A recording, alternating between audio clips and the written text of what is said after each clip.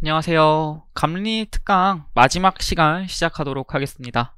제가 2강에서는 이제 부동산과 일반 재화가 근본적으로 어떤 다른 특성이 있느냐에 대해서 간단하게 설명을 드렸는데요. 자, 2강 첫 번째 시간에는 그러한 특성으로 인해서 다른 시장과 이 부동산 시장에서는 어떤 현상이 발생하느냐, 그 특성으로 인해서 어떤 현상이 발생하느냐에 대해서 가볍게 말씀드릴 건데 글이 좀 많죠? 이거 뭐 지금 자세히 보실 필요 없고 그냥 그리고 들어보시면 다 그렇지 당연한 말이지 뭐 이런 내용밖에 없어요. 사실 자세히 읽어보면. 그러니까 너무 부담 갖지 마시고 그냥 제가 하는 얘기를 그냥 친구랑 수다 떤다 라고 생각하시면서 가볍게 들어주시면 좋을 것 같아요. 일단 여기 이제 이거의 비교군으로 효율적 시장이라는 걸 넣었는데 효율적 시장이 뭔지 안 설명드릴 거예요. 이렇게 설명이 지금 길어지고 복잡해지는 건 지금 할 게 아니라고 생각을 해서 그냥 이걸 가볍게, 그러니까 완전히 똑같은 건 아닌데 그냥 대충 주식시장이라고 봐주세요. 주식시장. 자, 주식시장과 부동산 시장의 차이입니다. 주식시장과 부동산 시장의 차이. 뭐 아니면 그냥 뭐 일반 뭐 그냥 뭐 있을까요? 뭐 라면 시장 뭐 이렇게 봐도 되고 그냥 일단 보통은 내 설명을 하실 때 다들 주식 시장으로 비유를 들어서 저도 그냥 주식 시장이라고 비유를 한번 들어볼게요. 자, 이 시장에 대한 특징을 얘기할 때 보통 이런 것들을 하거든요. 그 시장 내에서 돌아다니는 재화의 동질성이 어떻게 되느냐. 뭐 그리고 그 시장 참여자라는 게 그 시장의 수요자, 공급자, 그러니까 판매자와 구매자거든요. 소비자. 그들이 어떤 영향을 미칠 수 있냐, 그리고 수요와 공급의 균형이 어떻게 되느냐. 그러니까 여러분들 혹시 경제학을 배웠으면 아시겠는데 뭐 공급 곡선 있고 수요 곡선이 있어요. 이렇게 만나는 점이 균형점이다 라고 하잖아요. 그런 균형이 어떻게 되느냐, 그리고 시장 내의 정보, 그러니까 주식 뭐 있을까, 삼성전자 얼마래, 이런 정보라는 게 이제 돌 거 아니에요. 시장 참여자들에게. 그런 시장 정보가 모두가 아냐 모르냐 이런 문제, 그리고 이 시장에 들어갔다 나올 수 있느냐, 그러니까 주식시장으로 따지면 아무 때나 팔고 아무 때나 살 수 있느냐, 그리고 거래 비용, 사고 파는데 돈이 얼마나 드느냐, 시장 참여자의 반응 속도, 어떤 정보가 들어왔을 때 시장 참여자가 얼마나 빨리 반응을 하느냐. 그러니까 약간 3전 호재 떴대, 바로 들어가서 사거나 막 이런 거 있잖아요. 그런 반응 속도를 얘기하는 거거든요. 자, 그래서 일단 앞부터 설명할게요. 이게 하다가 일단 요거 안 얘기할게요.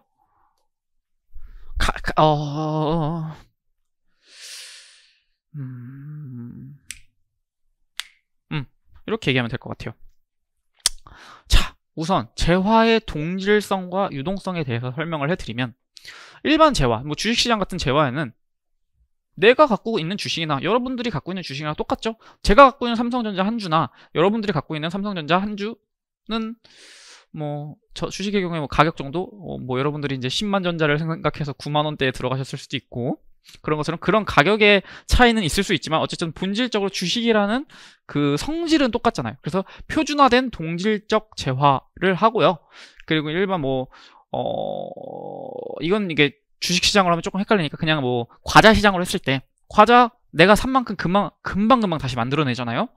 그렇게 빠르게 소비와 공급이 이루어진다라고 볼 수 있어요. 근데 반면에 부동산 시장은 그게 될까요? 일단 개별 동질적인 재화라는 게 있을까요? 아니죠. 여러분들이 갖고 있는 강남에 있는 부동산과 제가 갖고 있는 강남의 부동산은 다른 겁니다.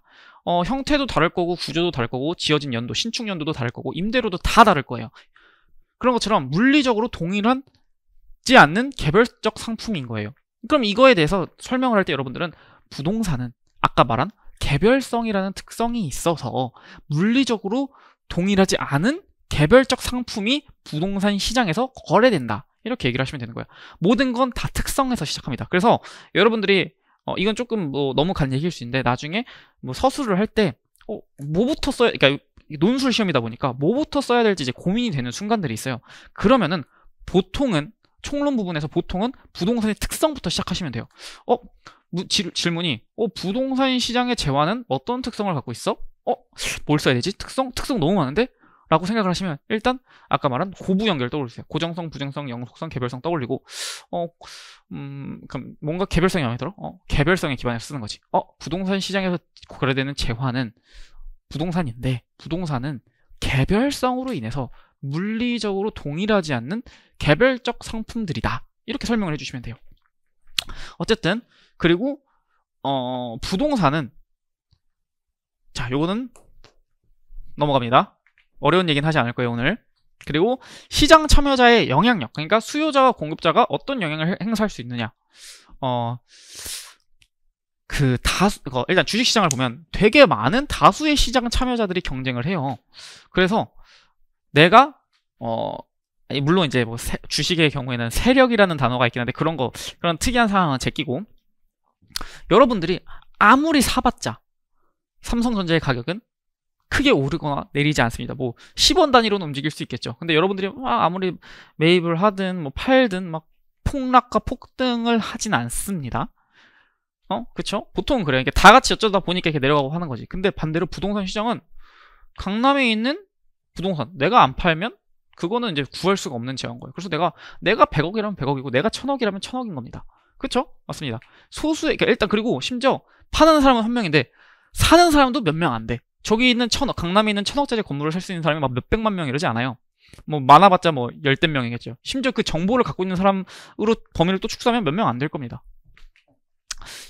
소수의 시장 참여자들, 그러니까 한 명의 공급자와 소수의 매입자가 시장 경쟁을 하기 때문에 이들이 가격에 영향을 미칠 수 있어요. 이게 강남의 뭐 101번지에 있는 빌딩이라고 합시다. 그래서 일단 내가 좀 더 유리해. 매도자가 좀 더 유리해. 그럼 내가 100억이라면 100억이고 110억이라면 110억이 되는 겁니다.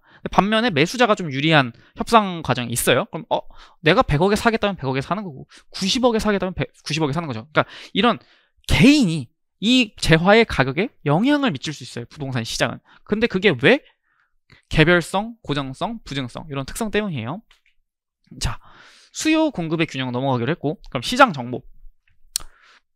물론 내부 정보는 알 수 없겠지만 주식 시장도 보통은 다 수요자와 공급자 모두, 물론 공급자가 당연히 더 정보를 가질 거예요. 근데 보통은 수요자도 충분한 정보를 갖고 있죠. 왜냐면 뭐 예를 들면 삼성전자의 어디와 뭐 애플과 계약을 했다, 어디야 뭐 어떤 호재가 있다, 뭐 대표이사가 뭐 깜빵을 갔다, 이런 거 다 뉴스에도 퍼지고 우리도 맨날.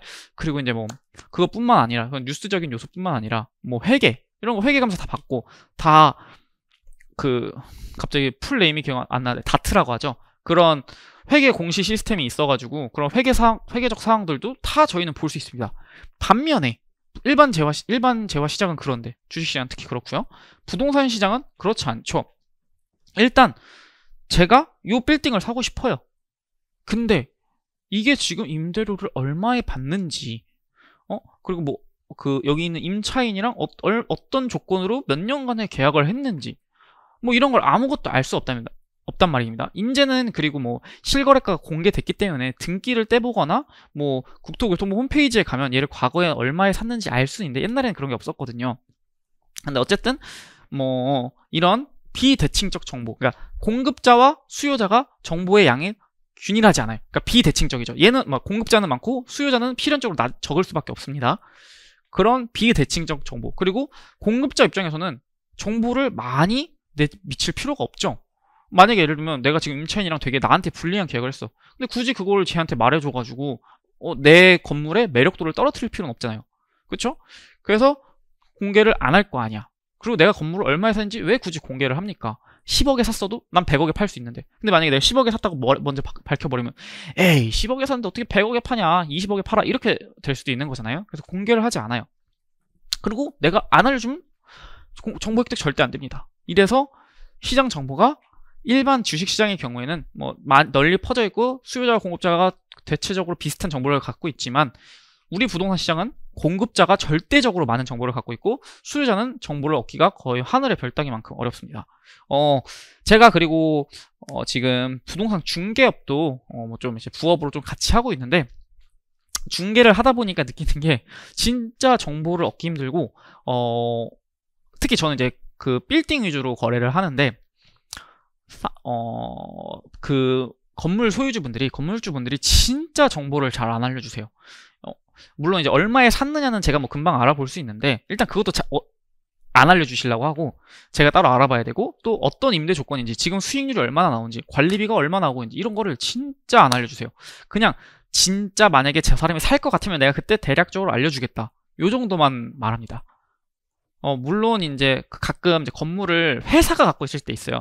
그때는 그냥 직원분들이 뭐 잘 알려주실 때도 있는데 일반 개인이 갖고 있으면 진짜 안 알려주십니다. 그리고 정확하게 내심에 얼마에 팔고 싶다는 내심의 마음도 안 알려주세요. 그냥 일단 그 사고 싶다는 사람이 얼마 부르는지 들어보고 그때 알려줄게 약간 이러시는 분들도 있고 뭐 나중에 팔 거야. 그럼 언제 나중에? 그것도 모르겠네. 나중에 뭐 옆에 저기 뭐 삽 뜬다고 하면 뭐 이렇게 하시는 경우도 있어서 정보를 진짜 많이 안 주세요. 그래서 진짜 매수자분들이 좋은 정보를 획득하기가 너무 어렵습니다. 자, 그 다음에 진입과 탈퇴. 주식은 내가 사고 싶을 때 사고 팔고 싶을 때 팔 수 있죠. 물론 물렸다라고 해서 자 10만전자 가자 하면서 9만원에 산대 지금 7만원이 돼서 어쩔 수 없이 탈퇴를 못 할 수도 있는데 그건 이제 내 손해를 생각해서 그러는 거지 나가려면 주식시장에 나가려면 나갈 수 있잖아요.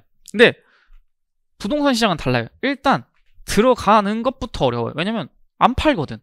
나는 뭐 예를 들면 강남역에 빌딩을 하고 싶은데 강남역에 매물이 없어. 들어갈 수도 없습니다. 뭐 물론 자금력의 문제도 있겠죠. 나한테는 내가 1000억짜리 사고 싶으면 1000억이 없으면 못 들어가는 겁니다. 반대로 팔 때도 물론 주식처럼 손해를 보고 팔 수도 있어요. 근데 주식시장은 내가 손해를 보고 팔려고 내놓으면 금방 팔리잖아요. 근데 부동산 시장은 아니에요. 만약에 부동산 경기가 안 좋아. 그럼 내가 10억에 샀던 거 7억에 내놔도 더 떨어질 것 같아 하고 매수자가 안 붙는단 말입니다. 그러면은 나는 당장 이거 팔고 이걸 엑시트한다고 하는데 보통 나가는 걸 엑시트한다고 하는데 그냥 나가고 싶은데 못 나가. 그러면은 이제 탈퇴를 못 하는 거죠. 그냥 그 시장에 계속 소유자로서 머물고 있는 겁니다. 매도자로서. 이런 것처럼 부동산 시장은 진입과 탈퇴가 굉장히 제한됩니다. 매도자가 많지도 않고 매수자가 많지도 않기 때문이죠. 그리고 매수자와 매도자가 왜 없냐? 고정성, 부증성, 영속성, 개별성으로 인해 고가성이라는 특성이 또 있기 때문입니다. 개별적이고 늘어나지 않고 영원히 존재하고 움직이지 않기 때문에 재화의 가격은 당연히 늘어나죠. 공급이 제한되어 있다 보니까 그러니까 아까 말한 고부연계의 특성으로 인해 고가성이라는 게 생기는 겁니다. 자, 그럼 반대로 이제 그 다음으로 거래 비용 얘기해 볼게요. 거래 비용. 그러니까 주식은 거래를 할 때 그냥 거래세 조금만 내면 돼요. 제가 정확하게 퍼센트까지는 안 나는데 뭐 0.000 몇 %잖아요. 근데 부동산 시장, 이 시장의 비효율성으로 인해 높은 거래 비용이 된다는데 시장의 비효율성이라는 게 정보의 반영 여부인데 그냥 정보가 별로 반영되지 않아서 높은 거래 비용. 그러니까 뭐 예를 들면 일단 제가 어떤 매물이 올라왔는지조차 알 수가 없어요. 주식시장은 그냥 여러분들 어플 있잖아요. 뭐 키움증권이면 뭐 영웅문, 뭐 농협이면 갑자기 이름이 기억이 안 나는데 나무였나? 뭐 하여튼 그런 걸로 그냥 보면 되잖아요. 근데 얘는 우리가 그 지역의 중개사를 다 찾아가야 돼. 요즘은 그나마 나아져서 뭐 네이버 부동산이든지 호갱노노든지 밸류맵이든지 이래서 조금 그나마 보기가 편해졌는데 지금도 사실 모든 매물이 다 올라오는 게 아니어서 청담동에 물건을 하고 싶으면 청담동에 중개사무소를 가야 돼요. 가서 발품 팔아서 뭐 교통비 들여서 딱 가서 여기 좋은 매물 있나요? 막 하나하나 보고 그것도 막상 살려고 해도 얘는 중개 수수료 없는데 뭐 해봤자 거래세 조금인데 얘는 높은 중개 수수료를 내야 되죠. 왜 많은 중개 수수료를 내야 되죠?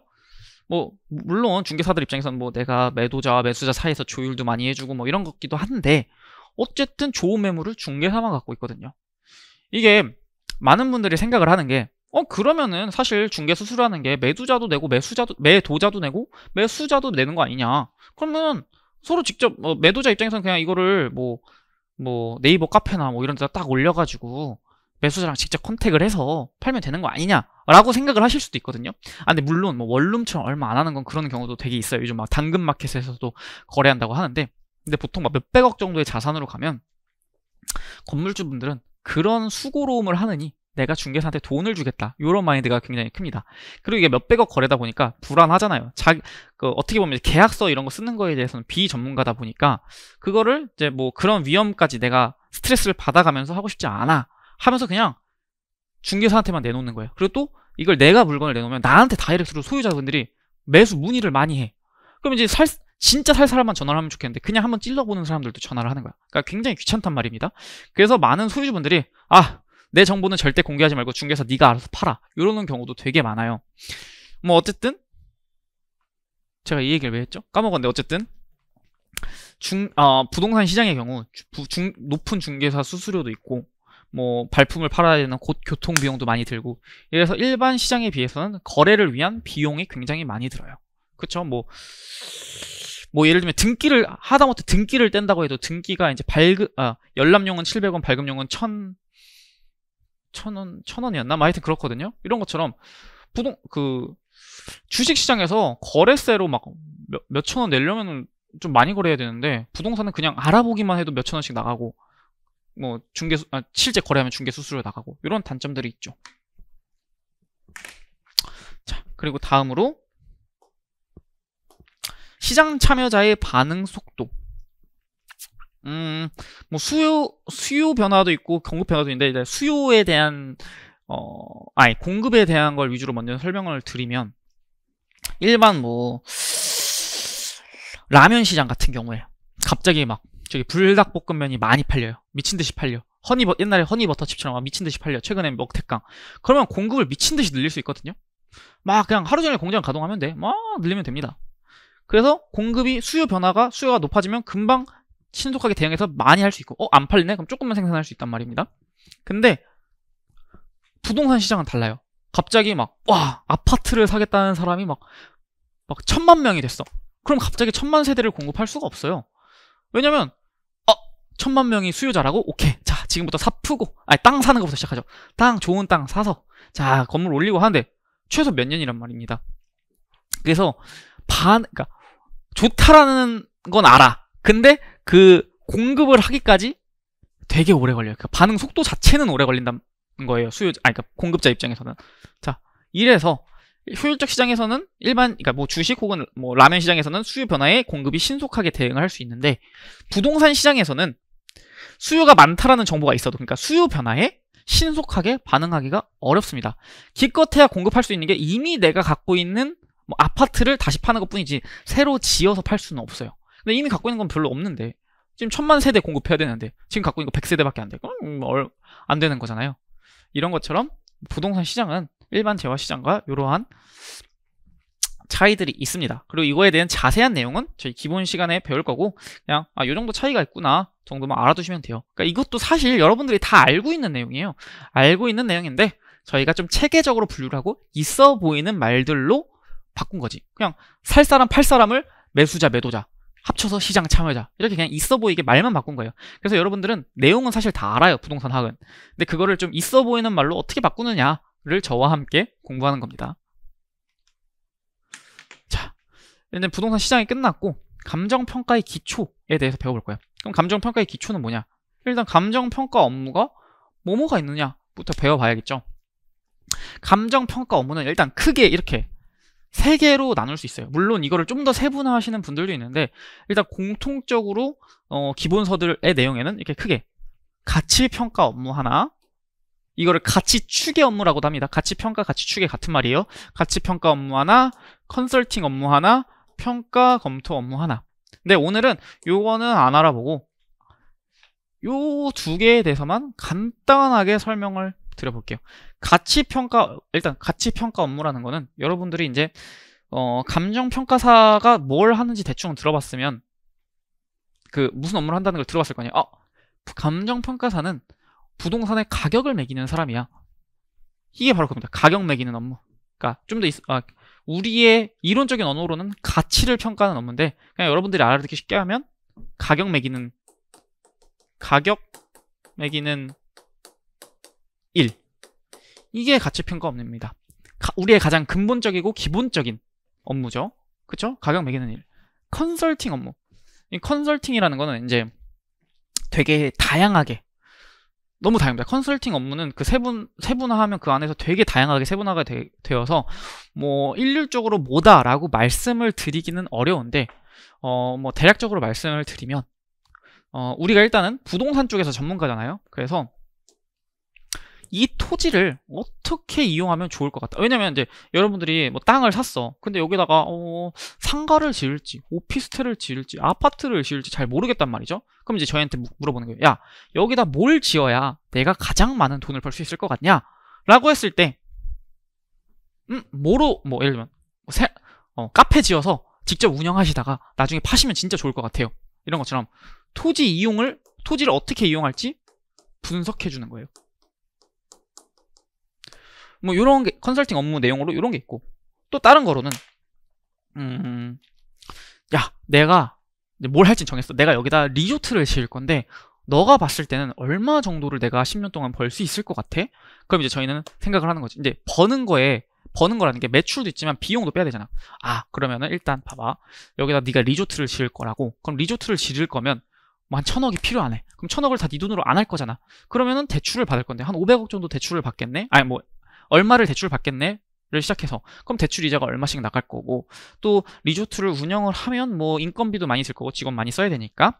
그리고 리조트를 쓴다 했을 때 이게 100% 계속 돌아가는 게 아니잖아요. 뭐 성수기 때는 계속 뭐 방들이 다 나갈 수 있지만 비수기 때는 얼마 안 나갈 수 있잖아. 이런 걸 다 고려를 해가지고 1월부터 뭐 몇 월까지는 얼마 정도 수익이 있을 거고, 몇 월부터 몇 월, 12월까지는 얼마 정도 수익이 있을 것 같은데, 수익은 이렇게 변동을 하는데 이자는 비용은 거의 비슷할 거 아니에요. 뭐 성수기 때 직원들 월급 많이 줬다가 비수기 때 적게 주고 이럴 건 아니잖아. 뭐 이런 거 다 고려해서 그러면 현금, 그러니까 있어 보이는 말로 현금 흐름, 좀 뭐 그냥 없어 보이는 말로는 그냥 대충 얼마 정도 벌겠다 하는 거 분석해 주는 거. 현금 흐름 분석.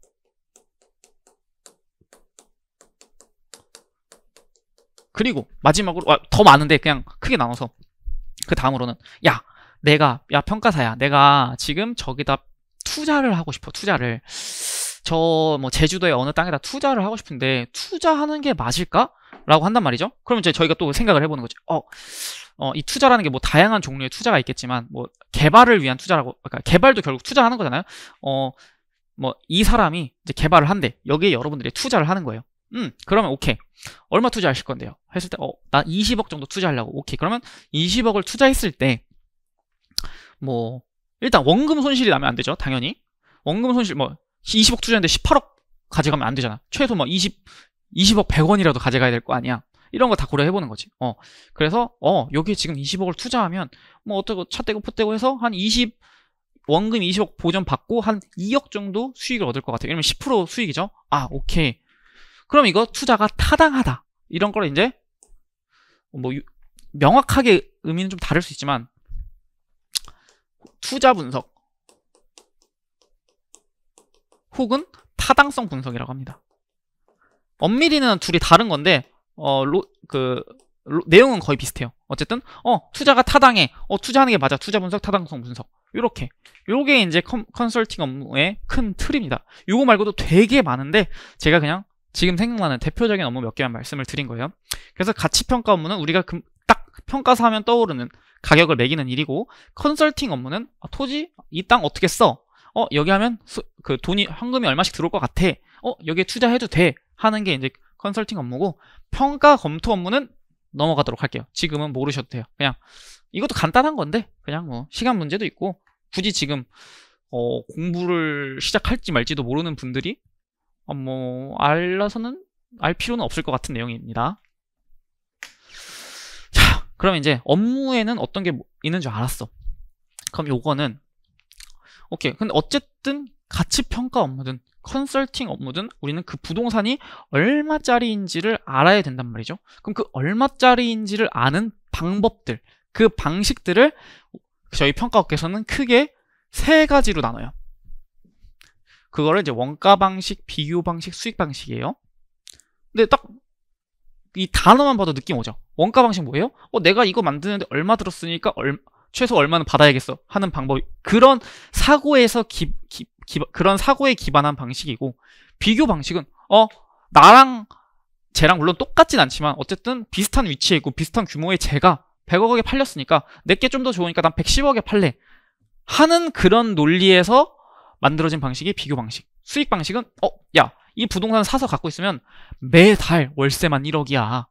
라고 생각하면 야 봐봐 1억씩이면 1년에 12억인데 너가 10년씩 갖고 있다 쳐봐. 그럼 최소 120억 버는 건데 근데 나중에 이제 부동산 가격 오를 것도 생각해야지 해서 오케이 150억에 사 하는 그런 수익에 기반한 논리가 수익 방식이에요. 그래서 이거를 좀 더 있어 보이는 말로 비용성에 기반한 방식, 시장성에 기반한 방식, 수익성에 기반한 방식입니다.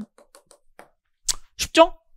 그냥 얼마 들었는지 비용 얼마인지에 따라 가치를 매기는 원가 방식, 시장에서 얼마에 팔리는지에 기반한 방식이 비교 방식, 수익이 얼마인지 수익성에 기반한 방식이 수익 방식이에요. 그래서 이거의 디테일한 이론적인 내용을 저희 강론 시간에 배울 거고 구체적 수치화 시키는 거는 여러분들이 감정평가 실무 시간에 배우실 거예요. 실무에서 그러다 보니까 이제 숫자가 계속 나오는 건데 그래서 많은 분들이 이게 숫자가 있다 보니까 되게 수학이라고 생각을 해요. 그래서 막 저 수포자인데 이거 할 수 있을까요? 하는데 이게 숫자만 있는 거지 수학은 아니에요. 해봤자 더하기 빼기 곱하기 나누기인데 그건 어차피 여러분들 계산기 쓰실 수 있거든요. 아마 실무 교수님이 말씀을 해주실 건데 계산기가 다 해줘요. 막 여러분들이 생각하는 막 뭐 있죠? 사실 저도 실무를 열심히 수학을 열심히 안 해가지고 뭐가 있을까요? 실무에 막 무슨 뭐 기하 벡터 막 이런 거 필요 없습니다. 사칙 연산 더하기 빼기 곱하기 나누기만 할 줄 아시면 저희는 상관이 없는 공부에 전혀 상관이 없습니다. 더하기 빼기 곱하기 나누기가 안 된다고 하시면 그거는 이제 평가사 시험이 아니라 그냥 인생을 살아가는데 문제가 되지 않을까 싶네요. 돈 계산하고 해야 될 텐데. 근데 어쨌든 그 정도의 수준이니까 막 나는 수학이 안 돼서 문제가 있어, 나 수학이 안 돼서 모르겠어, 할지 말지 모르겠어 라고 고민하시는 건 진짜 정말 쓸데없는 고민입니다. 어쨌든 자 다시 돌아가서 저희가 가치를 매기는 세 가지 방식이 이거고요.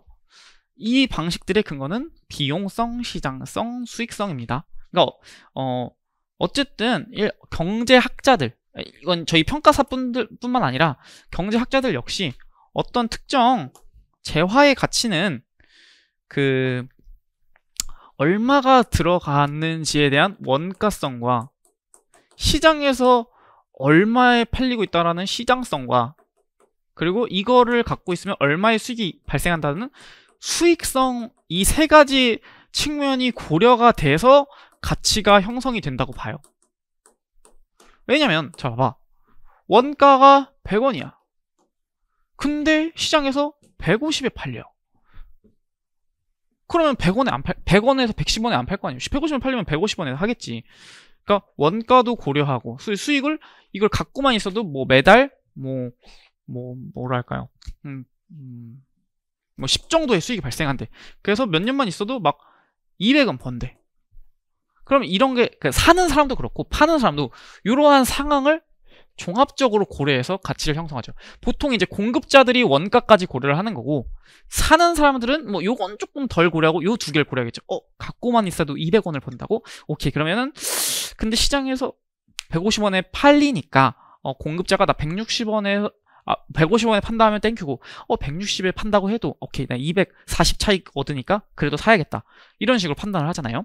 그렇게 가치가 형성이 된다라는 겁니다. 이러한 사고에 기반해서 저희들의 이런 원가 3방식이라고 하거든요. 결국 3방식, 이런 방식들이 성립이 된 겁니다.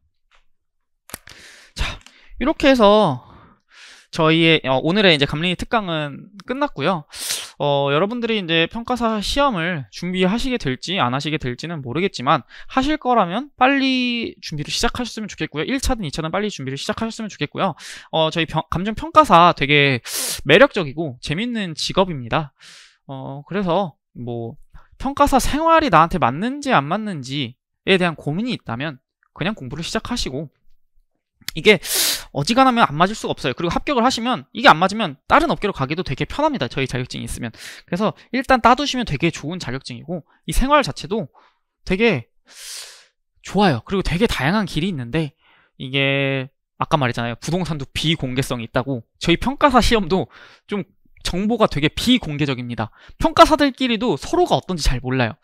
그래서 최대한 많은 분들을 만나서 정보를 얻으시는 게 가장 좋고, 그리고 실제 합격해서도 이게 하다 보면 자기 업무 그리고 자기 회사의 그런 문화만 보다 보니까 평가사 별로다라고 잘못 생각하실 수도 있거든요. 근데 진짜 다양한 문화와 다양한 업무 영역이 있기 때문에 합격하시면 어지간하면 그걸 찾아내셔서 좋은 생활을 하시기가 좋은 자격증입니다. 그러니까 고민이 되시면 빨리 시작을 하시고 뭐 아니라고 하시면 뭐 얼른 다른 길을 찾아보시는 것도 좋겠죠. 그리고 공부를 하시기로 마음 먹었으면 저희 해커스에서 진행을 하시면 되게 좋을 것 같네요. 네, 오늘 특강 여기까지로 하고요. 오늘 고생하셨고 기본 강의에서 다시 만나뵐 수 있었으면 좋겠습니다. 네, 그럼 고생하셨습니다.